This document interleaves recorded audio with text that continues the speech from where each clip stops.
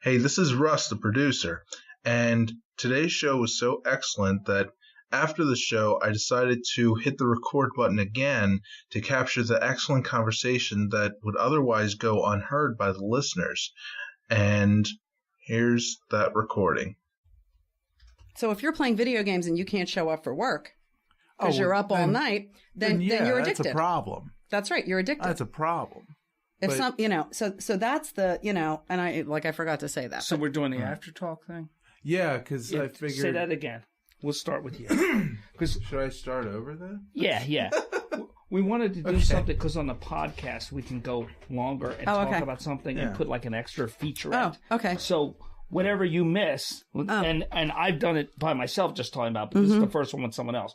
You could just talk about the things you realize you missed in that. Yeah. And it won't air on the show, but it'll be on the podcast. If people want to find out more. Right, because the show is constricted by the time network in and radio. Stuff, yeah. It's really, whereas the podcast is not. So this will be the first feature. The podcast can be basically endless, but maybe we don't want to put people through that. Well, but it's important because you think of things. There's only so many things you can say.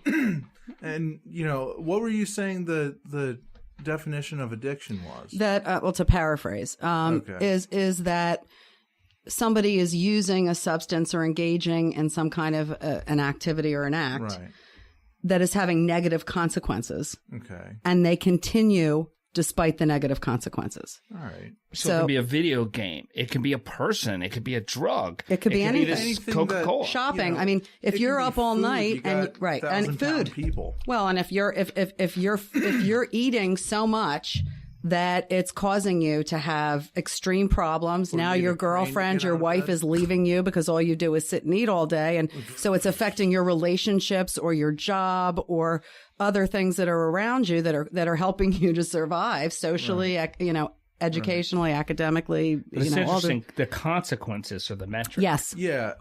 I think the consequence, because I'll play video games on weekend. It doesn't prevent me from showing up to work, though. If it starts preventing me from showing up to work, then that's a problem.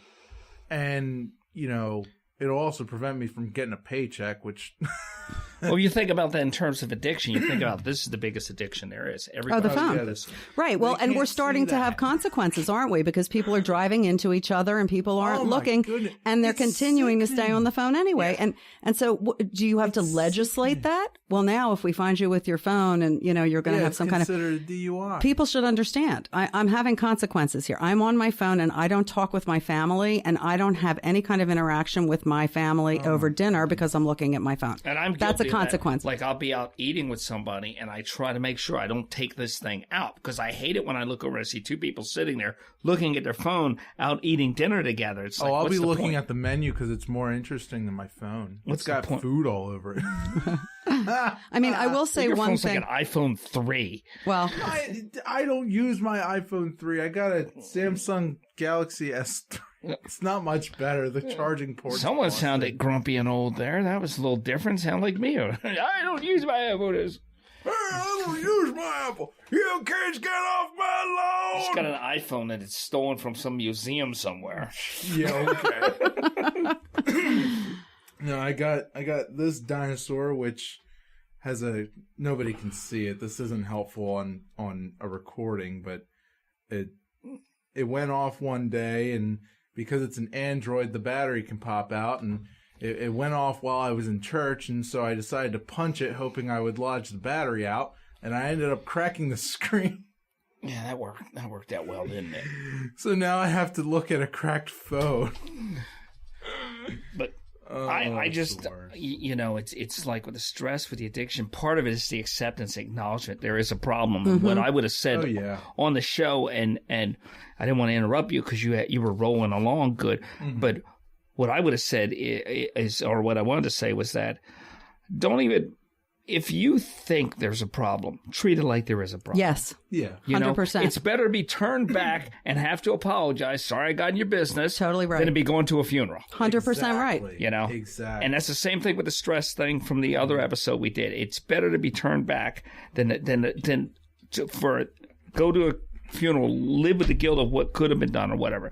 So be intrusive, get in people's business. Well, I agree. And I mean, right now, it's about us stepping up and going the extra mile to see whether or not somebody's safe. Because if this were happening in any other area, this epidemic, people would be, whatever happens with an epidemic, they'd be sequestered, you'd be quarantined, you'd be having all kinds of systems shutting down and putting people aside and treating them. And it's not happening. It's happening on the person to person level. You got to be like, how about we just get rid of drugs? Well, I don't think that's not going to work.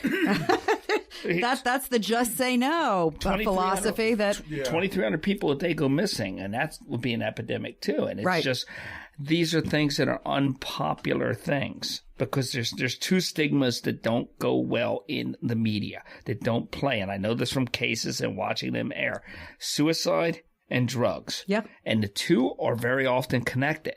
Right, and it's a tough sell to get airtime on that person whose life is just as important to their family as the person who isn't on drugs. No question. And but it's the denial. And the denial is part of the disease. The denial is part of the situation here, and it's part of what prevents. It's part of enabling. It is. It absolutely is. And I mean, and it's also, it's different for each individual.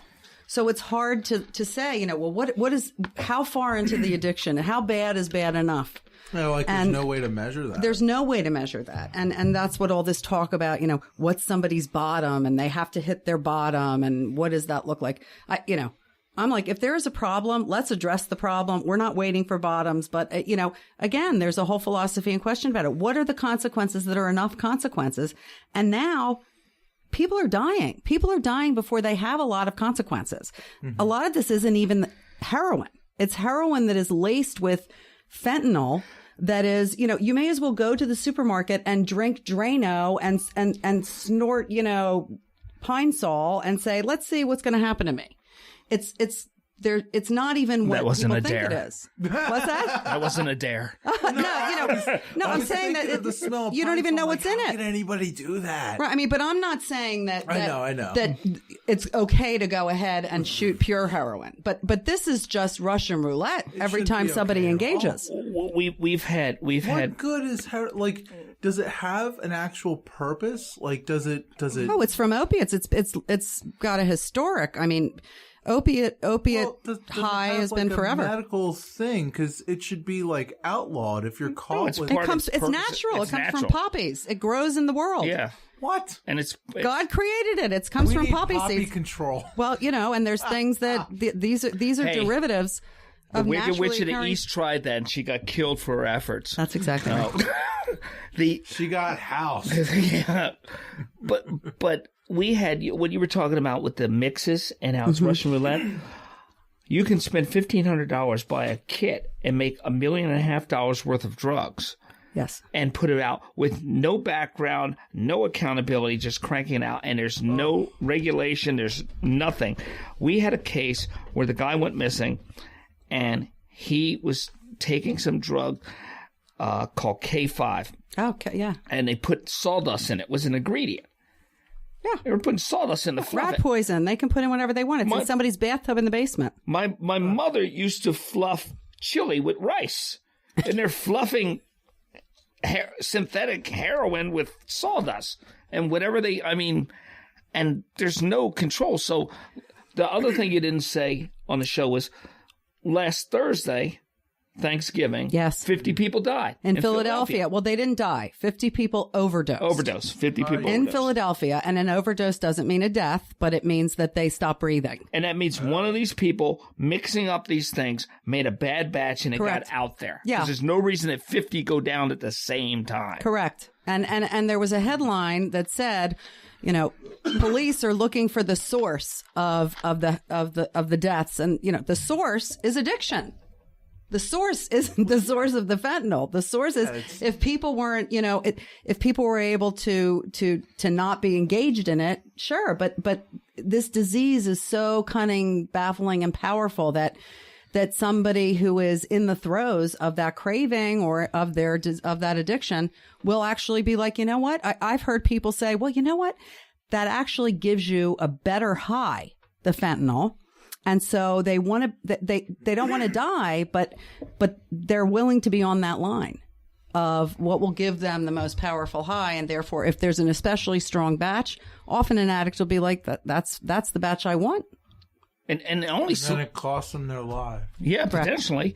And the only solution that I've seen, and it's not a solution per se, but it's change the addiction. Get them a new addiction. Yeah. And that addiction charge it in like a positive way. Yes, right. That addiction could be love. Love could be a positive or a negative addiction. Yeah. There's a lot I'm talking of, to the wrong person about love. Yeah. The wrong person. Hippie, Mark. What? Don't turn into a hippie. No. Yeah. No, but I mean, to channel it positively. And I mean, ultimately, isn't that true of anything that we're not balanced about? See, I could get her going. I mean, don't even. FCC. Christina Angelina. Oh, that was her name. I totally forgot her name. Oh, you guys. But you know what? You protected me from a lot of really bad decisions. That I will say. So. That's the other thing that even when you survive that thing, there's a certain vulnerability that person always has there. They're tougher in some ways, but there's that vulnerability to be exploited by people in that community. Yes. And people that exploit that community, like any community. In search and rescue, I see it. And I'm sure there's psychics out there that are good. I just haven't met them. But they come up to the family and they want money for this. We just had a case where several psychics all saw several different things, none of which were right. None of which, there's no accountability. Just like those people that pay the thousands of dollars for the kids to go places and get no results. There's no accountability. And there's some accountability. I mean, at least there's licensing of treatment centers. Okay. So when you're talking about treatment centers, there's licensing. There's no accountability in terms of what they charge. And often, you're not getting what you pay for it, paying a lot of money. Do they have scorecards or? No, but that is something that actually, that is how I met Tom McClellan at TRI was to try to get some kind of a system for grading what is good, what isn't good. Now there's maybe feedback. Like a 5-star thing. Well, but the problem is it changes on a day-to-day basis. On Yelp. And it's very hard to keep up to date with it. So you want like a Zagat's for addiction? Right. I mean, you'd have to publish a new one every day, though. Yeah. And what's good for one person isn't good for the next person. However, there are certain standards. Treatment is licensed. So that is definitely has some accountability. But for example, now I'm working with a group called the National Alliance of Recovery Residences. We have a Pennsylvania chapter. There are chapters all over the country. Pennsylvania Alliance of Recovery Residences that is looking to standardize and create best practices for sober living. But there's no accountability yet. Now, this is something that they're working very closely with the government about, what are best practices? How do you not necessarily license it, but get a certification? And what does that look like? But right now, anybody can basically hang up a sign, sober living.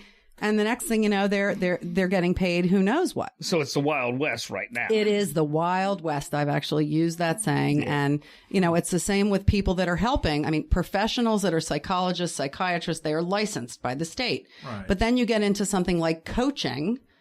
What are recovery coaches? Now, I took that training actually because I wanted to see what that was about. What is that? You get trained to be a recovery coach, and then you can basically go out and hang a shingle and say, I'm a recovery coach. Well, there really isn't oversight or accountability. Now, there's training, but we're still in that gap of trying to meet the needs of this population. And it's the very beginning. It's the pioneering moments. So there's no entity that is now yet saying, here's what recovery coaches have to do. And here's what kind of credentials you have to be. I was yelling and screaming at all kinds of credentialing agencies when this first started, saying, you got to treat this like you treat the law profession or the medical profession. People have to be credentialed. You cannot go to one of our most vulnerable populations and hold yourself out as an expert that is trained in a field when you don't know what you're doing. People will die, and it's abusive. It's abusive to the families and to the people that are struggling. When the impact isn't really, not to say that it's not totally, but as a broad statement, it's not on the person who is in the throes of it. I see it hurt the families more because the people that are in the throes of it are so resilient. They're so resilient. Day one and day two, and bounce back. And I remember the guy that we work with, he who shall remain.